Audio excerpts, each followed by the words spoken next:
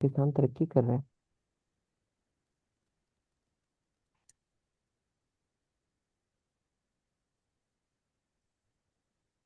अच्छा, कल की क्लास संसार के अंदर हमने क्या देखा संसार था? संसार जो ग्रुपिंग और सॉर्टिंग के हवाले से कुछ चीज़ें कल की क्लास में हमने पढ़ी थी। तो आज जो है हम डे 3 के अंदर बेसिक्स ऑफ सीरीज किस तरह बनाते हैं, जो कि पाइथन के अंदर पांडास के अंदर जो डेटा टाइप्स है, डेटा फ्रेम्स है, उसको क्रिएट करना और उसके ऊपर कुछ फंक्शंस अप्लाई करना सीखेंगे। मतलब सीरीज के ऊपर और डेटा फ्रेम के ऊपर। सीरीज और डेटा फ्रेम के पहले थोड़ा सा डिफरेंस चेक कर लेते हैं।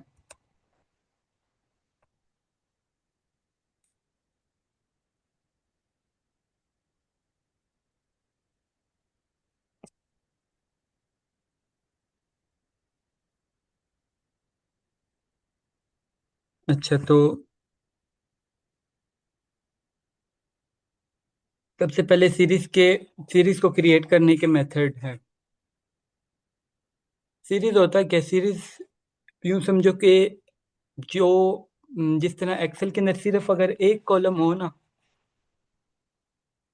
तो उसको जब हम पाइथन के अंदर लाएंगे तो वो सीरीज हो जाएगी। जैसे यहाँ पे हम लिस्ट से सीरीज बना रहे हैं।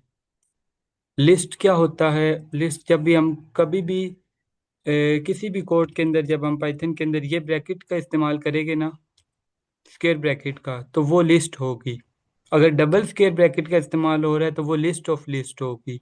यानी लिस्ट के अंदर एक और लिस्ट पाई जा रही होगी। से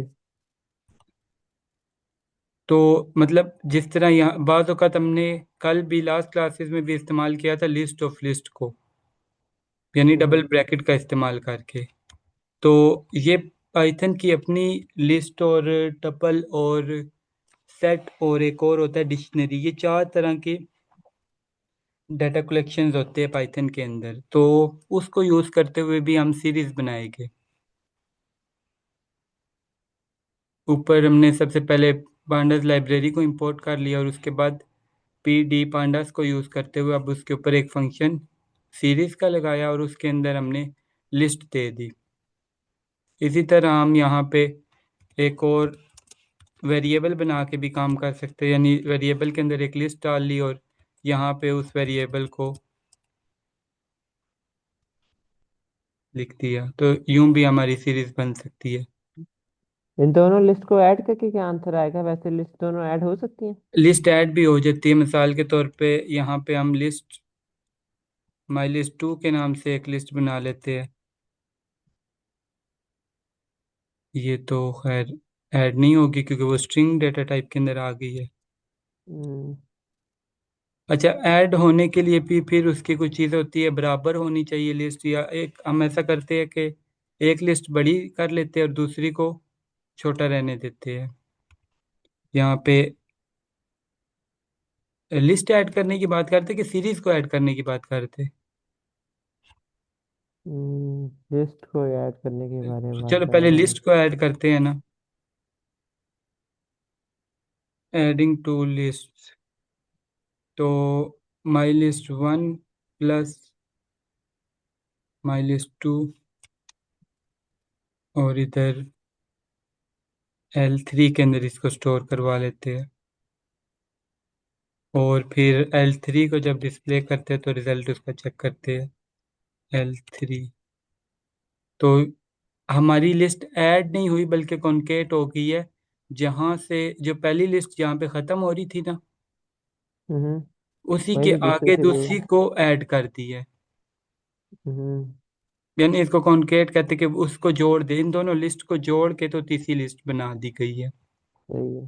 अब यही काम हम सीरीज के ऊपर अप्लाई करते हैं। क्या सीरीज भी इसी तरह कॉन्केट होगी या फिर सीरीज को किसी और तरीके से काम करेगी? पहले तो इनको कमेंट आउट कर लेते हैं और सीरीज S1 को रन किया तो ये हमारे पास एक सीरीज आ गई। इसी तरह दूसरी सीरीज S2, S2 पे दूसरी सीरीज भी आ गई। अब हम S1 और S2 करेंगे, यानी उनको प्लस करेंगे जैसे लिस्ट को ऊपर प्लस किया था। S3 के अंदर उसको स्टोर करवा लिया। S1 के अंदर माई लिस्ट है तो मतलब ये वाली लिस्ट, और S2 के अंदर ये वाली लिस्ट है सीरीज के अंदर। हम्म। अब हम S3 प्रिंट करवाते देखते हैं ये उसको जोड़ देता है या फिर प्लस करता है। नहीं। इसको अब उसने क्या किया, पहले लिस्ट वाले में उसने उन दोनों को पकड़ के जोड़ दिया था, नई लंबी लिस्ट बना दी थी। इसमें ऐसा नहीं हुआ। इसमें क्या हुआ है, उन दोनों का सम ले लिया उसने, 1 और 10 हम्म। का सम, 220 का सम, इसका सम ले लिया। जब यहाँ पे देखो ये 6 है और उसके मुकाबिल में उसके पास कोई नंबर नहीं था यहाँ पे, तो अच्छा। उसकी जगह पे NaN note a number, number नहीं एग्जिस्ट करता वो, एरर एरर तो नहीं कहेंगे बल्कि NaN वैल्यू आ गई मिसिंग उसकी, वैल्यू। मिसिंग वैल्यू कह लो। अच्छा, फिर जिस तरह यहाँ पे इंडेक्स नंबर 0 से स्टार्ट हो रहा है और 5 तक जा रहा है ना, हम्म। तो इस तरह हमारे पास इंडेक्स नंबर हम चेंज भी कर सकते हैं। इंडेक्स नंबर इस्तेमाल कहाँ पे होता है वो हम आगे इस्तेमाल भी करेंगे। इंडेक्स नंबर को हम जिस तरह एक्सेल की अगर बात करें ना, जिस तरह एक्सेल में वी लुकअप वगैरह इस्तेमाल होता है ना, हाँ हाँ। तो उसी तरह करके हमारे पास इस इधर इंडेक्स नंबर को इस्तेमाल करके बड़ा डेटा सेट है, उसके अंदर हमारे पास इंडेक्स नंबर को हम यूज़ करके तो कोई वैल्यू एक्सट्रैक्ट करते हैं। मिसाल यहाँ 4 इंडेक्स पे कौन सी वैल्यू लाई कर रही है। अब इंडेक्स नंबर याद थोड़ी ना हर कोई रखेगा भाई इस नंबर पे ये वाली ट्रांजैक्शन है, तो इंडेक्स नंबर हमारे पास कोई यूनिक आईडी होती है। जैसा कि सेल्स की बात करें तो वहाँ पे ट्रांजैक्शन आईडी होती है एक, POS सिस्टम के अंदर। हम जब कोई बिल हाँ। लेते हैं ना, मेडिकल स्टोर या इस तरह यूटिलिटी हम्म। स्टोर वगैरह से, उनके ऊपर एक ट्रांजैक्शन आईडी लिखी हुई होती है, बिल आईडी या ट्रांजैक्शन आईडी, तो वो यूं समझो कि वो इंडेक्स नंबर होता है उसका। अब यहाँ पे हम इंडेक्स नंबर साथ खुद सेट भी कर सकते हैं। सबसे पहले हमने डेटा दिया जिस तरह ऊपर दिया था, ऊपर हमने यहाँ पे माई लिस्ट दे दी और लिस्ट के अंदर हमने एक लिस्ट स्टोर की हुई थी। यहाँ पे हम डायरेक्ट लिस्ट दे रहे हैं और साथ आगे उसका इंडेक्स नंबर, इंडेक्स का नाम बता दिया, तो इंडेक्स के अंदर वो चेंजिंग हो गई है, ABC उस तरह करके इंडेक्स आ गया। अभी हम थोड़ी सी इसके ऊपर ऑपरेशंस भी करेंगे कि इसके थोड़े से मेथड्स और फंक्शंस को एक्सप्लोर करेंगे सीरीज के ना। तो यहाँ पे देखते हैं कि अगर हम एक ऐसा इंडेक्स क्रिएट करें जिसकी कोई वैल्यू ना हो तो क्या रिजल्ट आता है। यहाँ पे हमारे पास एरर आ गया कि लेंथ जो वैल्यूज़ की लेंथ है वो इंडेक्स से मैच नहीं कर रही, तो इंडेक्स की लेंथ और वैल्यूज़ की लेंथ मैच करनी चाहिए, ये दोनों बराबर नंबर्स में होनी चाहिए। और फिर एक और पाइथन की डेटा कलेक्शन है जिसको बोलते हैं डिक्शनरी। डिक्शनरी के अंदर यूँ होता है कि हमने करली ब्रैकेट्स के अंदर लिखना होता है, करली ब्रैकेट्स को यूज़ करके ये बनती है, और सबसे पहले एक वैल्यू का नाम देते हैं और फिर उसका उसकी वैल्यू होती है। मतलब यहाँ पे नेम, उम्र, और उसके बाद यहाँ पे एज आ जाएगी और साथ मार्क्स कर लो। यार तो मार्क्स ना कर। नहीं ठीक है। अच्छा, उम्र का यहाँ पे हमें वो लिखने पड़ेंगे, इसलिए में ये कौन से मार्क्स होते हैं।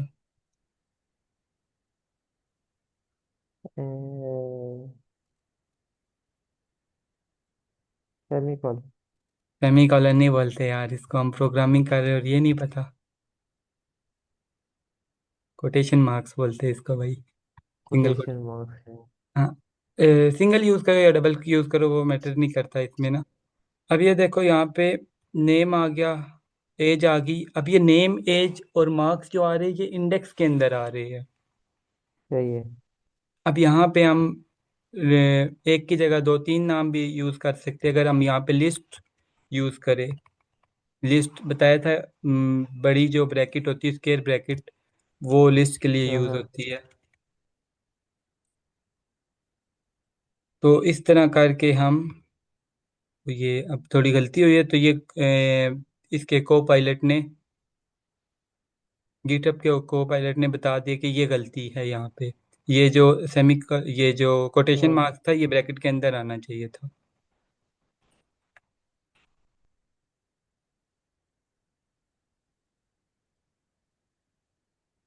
यार अच्छा, वो जो डाटा शीट जिस पे हम काम कर रहे थे, हम्म। उसमें तो मैंने देखा था एक ही शीट थी। मतलब अगर अब नीचे दो तीन शीटें हो तो वीएस कोड उन दो तीन शीटों पे दूसरी देखो, तीसरी शीट पे भी हमने उसका जब एक्सेस काम होता है। किया था ना, जब हमने काम किया था ना, वो किया था उसके ऊपर, सीएसवी फाइल के ऊपर। सीएसवी फाइल के अंदर सिर्फ एक ही शीट होती है।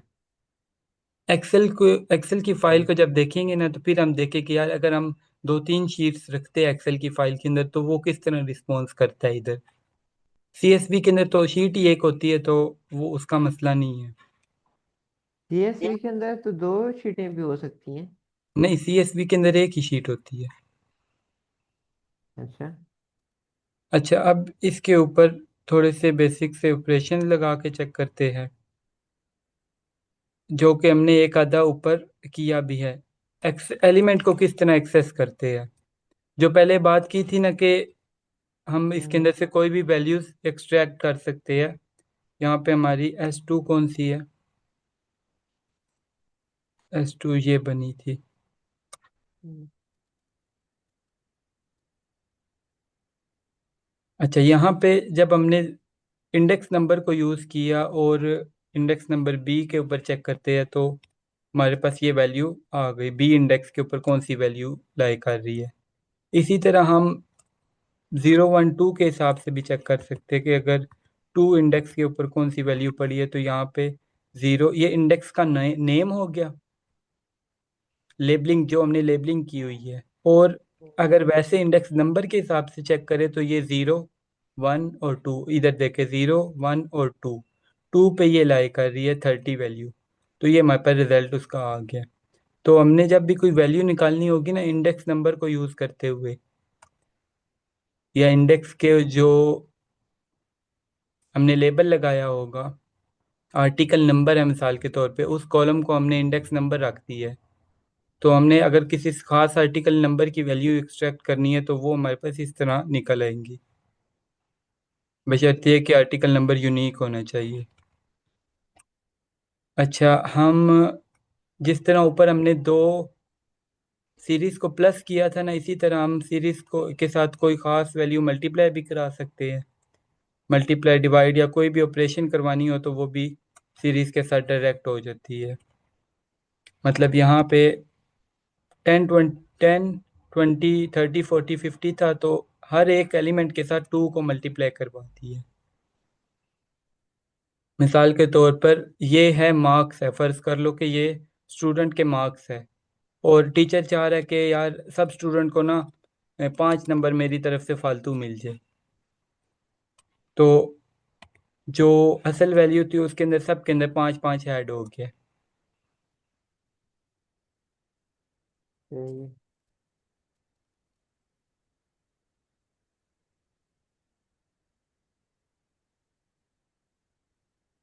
अच्छा, यहाँ पे ना हम कोई कंडीशन भी लगा सकते हैं कि जिस तरह यहाँ पे हम एक्सट्रैक्ट कर रहे थे ना वैल्यूज़ को, ऊपर, इससे ऊपर हाँ हाँ। इंडेक्स 2 के ऊपर क्या वैल्यू है, इंडेक्स लेबल बी के ऊपर क्या वैल्यू है, यहाँ पे हम लगा सकते हैं कि यार जिनकी वैल्यूज़ 20 से ऊपर है ना, हमारे पास सिर्फ वो शो हो। ये 20 के ऊपर वाली वैल्यूज़ उसके साथ इंडेक्स शो हो गई यहाँ पे। ये कंडीशन लगा ली है हमने यहाँ पे, कि अगर तो S1 की वैल्यू 20 से ऊपर हो तो वो शो हो, 20 या 20 से ऊपर हो तो वो अब 20 भी हमारे शो होने लग गई है। अच्छा, इसके बाद एक चीज़ आती है स्लाइसिंग। स्लाइसिंग का मतलब ये होता है कि हमने जो मेन हमारे पास जैसे S1 है ना, दो बार S1 क्यों लिखा हुआ है इस जगह पे। ऊपर वाले सेल में? अच्छा, ये देखो, हमें क्या करना था, S1 को निकालना था। ये तो इसलिए कि S1 को हमने निकालना है, जैसे हम ऊपर लिखते आ रहे हैं। आउटपुट क्लियर कर रहा हूँ ताकि सेल क्लोज हो जाए। जिस तरह यहाँ पे हमने S2 लिखा था ना, और साथ उसकी ब्रैकेट के अंदर, स्क्वायर ब्रैकेट के अंदर हमने उसकी कंडीशन दी थी कि भाई क्या चीज़ निकालनी है S2 की। खाली S2 लिखेंगे तो सारा S2 आ जाएगा हमारे पास। और S2 स्क्वायर ब्रैकेट के अंदर हमने 1 2 लिखा, इंडेक्स नंबर दिया, तो सिर्फ वो इंडेक्स नंबर की वैल्यू हमारे पास आ जाएगी। और इसी तरह जब हमने उसी स्क्वायर ब्रैकेट के अंदर कंडीशन दे दी कि ये कंडीशन जब फॉल करे, जिन वैल्यूज के ऊपर ये कंडीशन लाया करे, सिर्फ हमें वो शो हो। तो अब सिर्फ वो वैल्यू शो हो रही है जब S1 greater than equal to 20 हो। अब एक और चीज़ ग्रेटर होती देन है, की। स्लाइसिंग। स्लाइसिंग अच्छा, का मतलब ये है कि इसमें से हम इंडेक्स की बेस कितने के, लोग हैं तो फिर? नहीं, इंडेक्स की बेस के ऊपर अगर हम कोई वैल्यूज निकालना चाह रहे हैं ना, कि भाई 2 से 5 इंडेक्स की वैल्यूज हमारे पास आ जाए।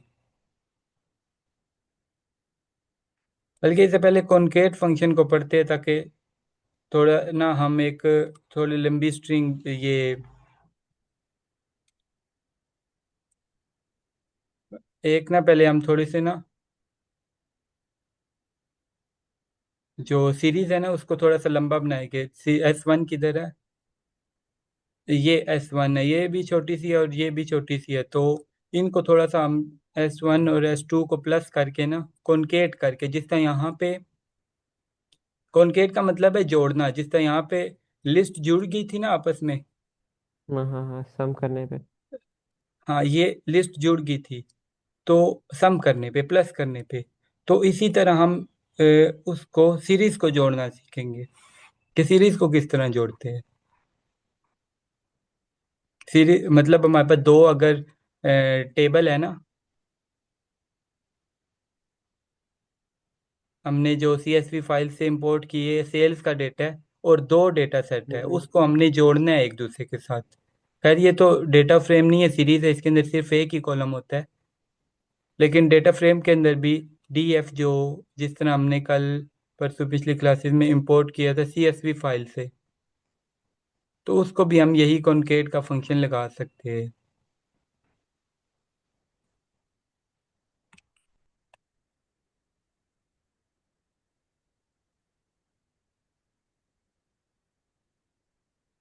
या एक और तरीके से भी हम लंबी लिस्ट बना सकते हैं,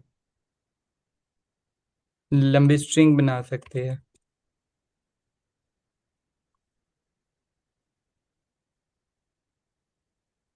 S3, S3 अभी तक हमने डिक्लेयर की हुई है, S4 कर लेते हैं। S4 इज इक्वल स्ट्रिंग और लिस्ट नंबर 3। लिस्ट 3 ऊपर हमने लिस्ट 1 और 2 को मिला के बनाई थी।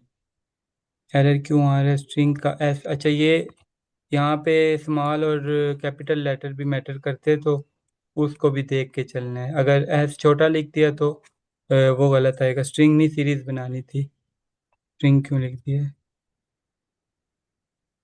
मैं भी यही सोच रहा हूँ।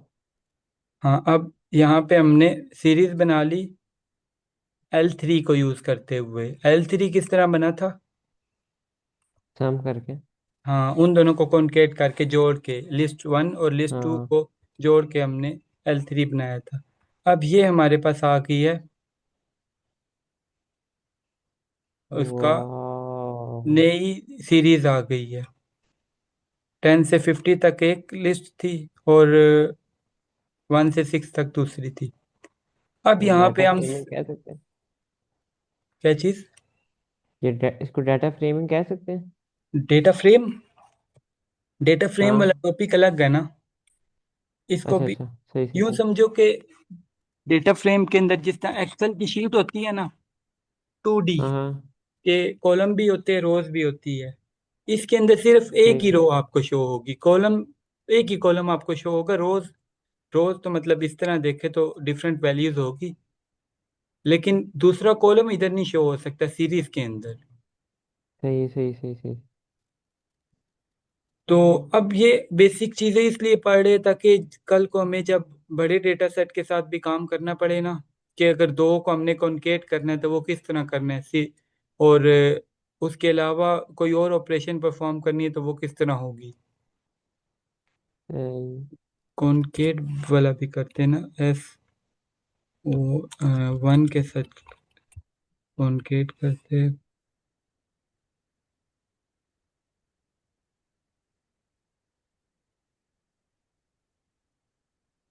Series has no attribute concat, spelling mistake हुई होगी।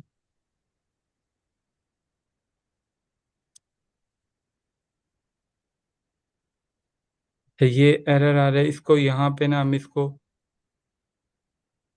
ये जो गिटहब का को पायलट इंस्टॉल करवाया था ना, एक्सटेंशन, हाँ। उसके साथ ये भी फीचर है। इसको चेक करते हैं, इसको बोला फिक्स करो।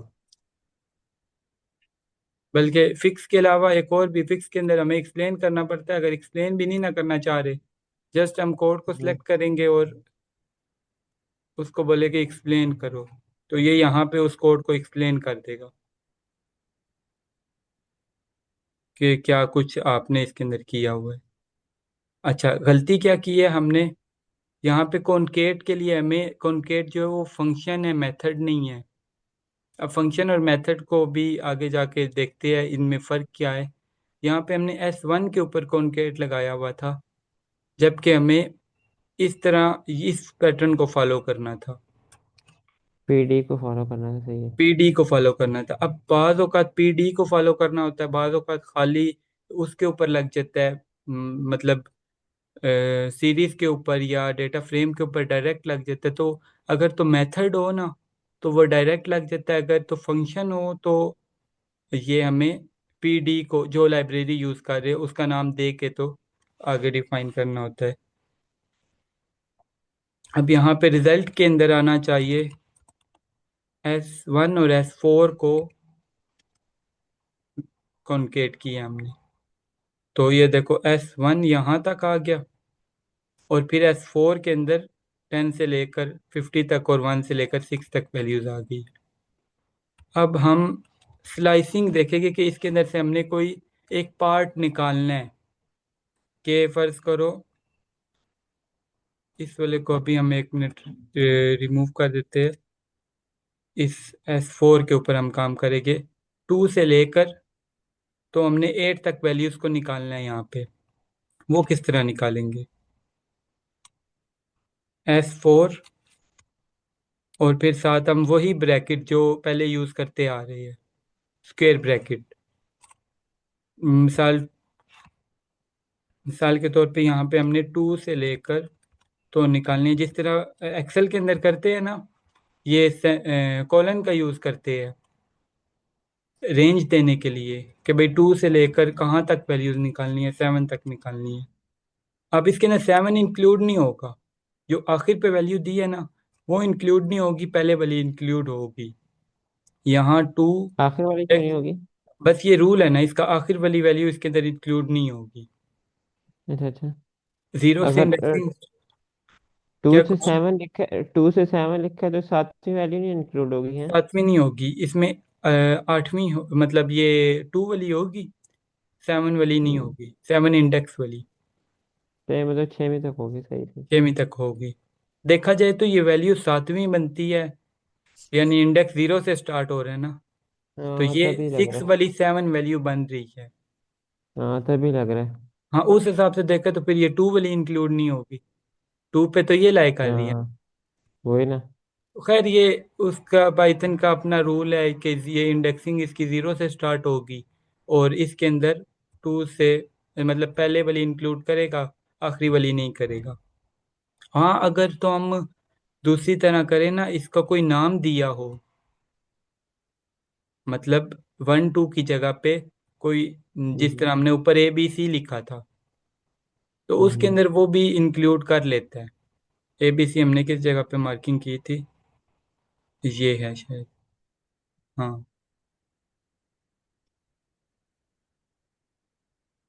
S2। यहाँ पे अगर हम इसको देखें ना कि A से लेकर तो C तक हमें रिजल्ट तो सारी वैल्यूज ही निकाल रहे हैं, तो यहाँ पे वो सही रिजल्ट देगा। यानी जो कुछ हमने बताया ना, B से C तक का लो फर्ज करो, तो B से C तक सारी वैल्यूज दे दी है। ये चीज समझ आई है? हाँ, मैं जब ये सोच रहा हूँ अब सी कैसे इंक्लूड किए। अब हमने उसकी लेबलिंग की बेस के ऊपर किया है ना, पहले नंबर, इंडेक्स नंबर की बेस के ऊपर कर रहे थे। यहाँ पे जो हमने लेबल लगा, ये हाँ रूल है हाँ, अब इसका, कि जब लेबलिंग की बेस के ऊपर करेंगे तो ये हमारे पास सारे सारी करेगा। वैल्यूज आएगी, अदरवाइज दूसरी तरह करेंगे तो सारी वैल्यूज नहीं आएंगी। अच्छा, इसके अंदर हम अगर हमें सिर्फ 2 तक वैल्यूज चाहिए तो पीछे कॉलन लगाएंगे और बैक से छोड़ देंगे, पहला डिजिट नहीं लिखेंगे, दूसरा लिखेंगे, वो अब 2 तक दे देगा। 2 तक से मुराद 2 को इंक्लूड नहीं करेगा, 0 सही और है। 1 वैल्यू आ गई।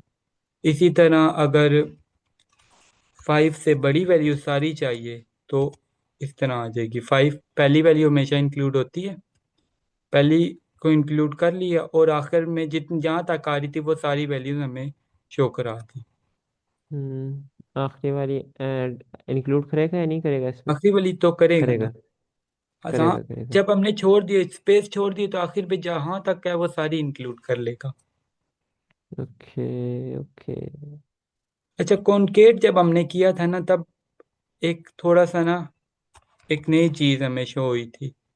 तब हमने कॉनकेट वाले के ऊपर काम नहीं किया था। वो क्या था, यहाँ पे अगर हम देखें ना तो इंडेक्स नंबर ये 0 से स्टार्ट हो रहा है, 4 तक के है, फिर हम्म। दोबारा 0 से स्टार्ट हो रहा है। ये S1 क्यों। था, ये S1 था, और ये हाँ हाँ। S4। S S4 two. के एस फोर। जो इंडेक्स नंबर S4 के थे, उसी इंडेक्स नंबर के साथ ये हमें वैल्यूज डिस्प्ले कर दी है। तो हमें अगर तो नया इंडेक्स नंबर करना है, तो मतलब 0 से लेकर एंड तक नई काउंटिंग के साथ हो, तो हम कर सकते हैं रीसेट इंडेक्स को। Reset index drop is equal to करने, बस ऐसे ही कर लेते हैं। ये क्या, इसने इंडेक्स, नया इंडेक्स नंबर फोर। बना दिया है। अच्छा, जो इंडेक्स नंबर ऑलरेडी था ना, हम्म। तो उसको कॉलम बना दिया है।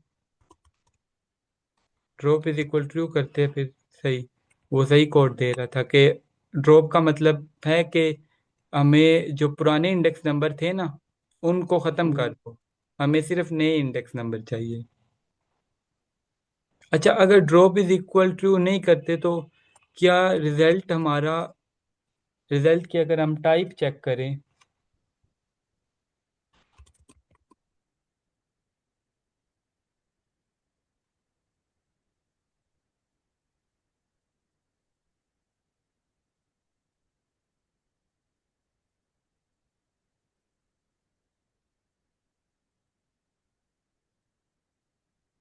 अच्छा, अब यहाँ पे एक चीज़ देखने की, इसने कन्वर्ट कर दिया डेटा फ्रेम के अंदर।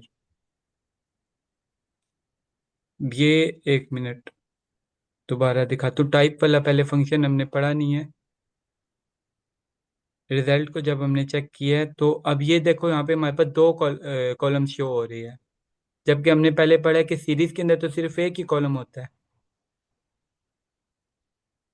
सीरीज के अंदर दो तो दो कॉलम कॉलम, कैसे शो हो रहे हैं। दो कॉलम ऐसे शो हो रहे हैं कि जब हमने इंडेक्स को रीसेट किया ना, तो उसने हाँ। इंडेक्स वाले सारे इंडेक्स की नंबरिंग को पकड़ के आगे एक कॉलम बना दी है, कि भाई आपके इंडेक्स नंबर ज़ाया भी ना हो और नए इंडेक्स नंबर भी लग जाए 0 से ऑनवर्ड। मुझे लग रहा है इंडेक्स नंबर कॉलम में नहीं शो, कॉलम में नहीं इंक्लूड करा। कॉलम में नहीं कर, चेक कर लेते हैं ना, रिजल्ट डॉट कॉलम्स, कॉलम्स लिखेंगे तो वो जितने भी कॉलम है वो हमारे पास शो हो जाएंगे। इंडेक्स और ज़ीरो, यानी एक कॉलम हमारे पास इंडेक्स है, या फिर इसको शेप लिखते हैं ना, हाँ शिप। शेप तो याद है ना, शेप से हमें हम्म। पता चल जाता है कितनी रोज है कितने कॉलम्स है। 16 रोज है और 2 कॉलम्स है। 2 कॉलम्स तो सीरीज में नहीं हो सकते। फिर जब हमने इसकी टाइप को चेक किया तो हमें पता चला कि ये pandas core frame data frame use हुआ है।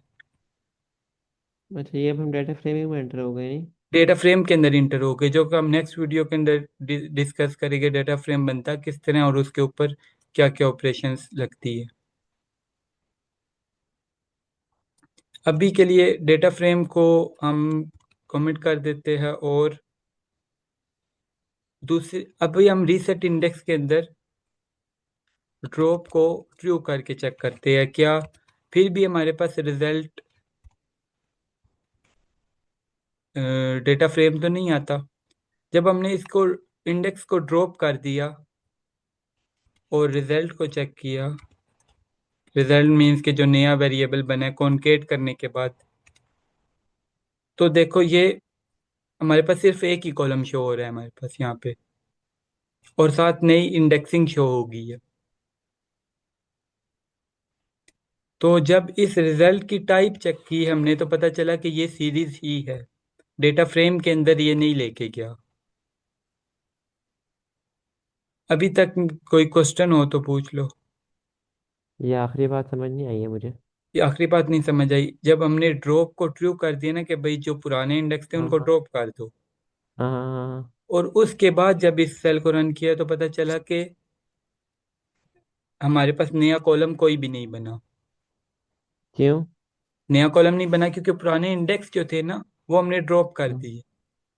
अगर अच्छा। हम इस ड्रॉप इज इक्वल फॉल्स करें तो नया एक कॉलम बन गया, इंडेक्स जो इंडेक्स थे उसको कॉलम बना दिया। सही और नई सही। इंडेक्सिंग साथ डेटा फ्रेम के अंदर भी जाहिर है इंडेक्सिंग तो होती है, हाँ नई हाँ हाँ। इंडेक्सिंग भी साथ करती है।